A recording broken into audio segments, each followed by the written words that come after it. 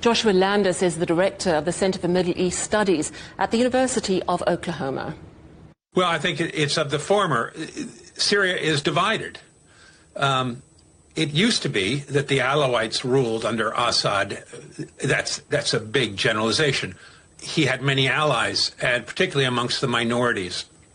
And today, the Sunni Arabs are supreme in Syria, and Ahmed Shara is a Sunni Arab. And so the minorities are quite frightened.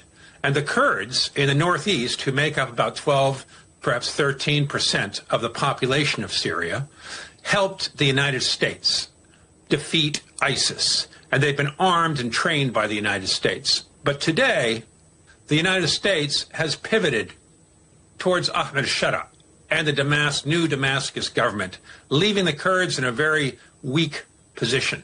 But they do dominate a very important part, perhaps 25% of Syrian territory, which has much of the gas and good agriculture.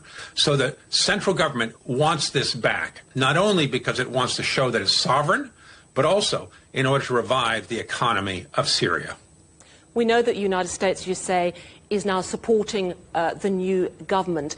They're also, and we've heard this in the last 24 hours, they have been attacking ISIS positions in different parts of the country. I wonder if you could give us a sense of how much a threat how much of a threat is a group like ISIS still in Syria?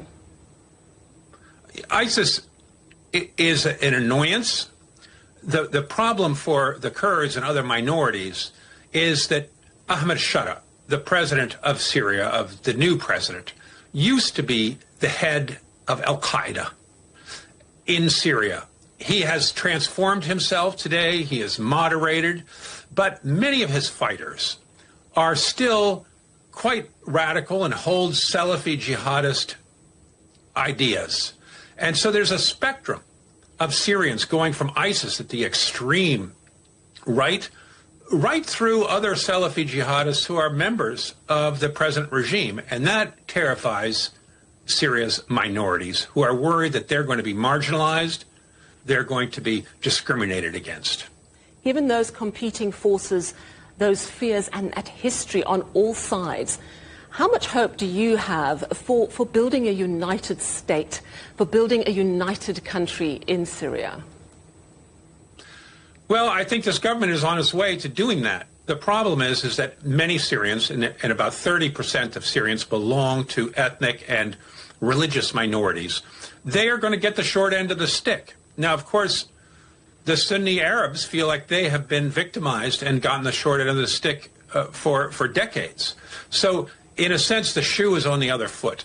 Will they consolidate power? I believe they will. They are the majority. 70% of Syrians are Sunni Arabs. But I imagine minorities will begin to leave Syria in large numbers.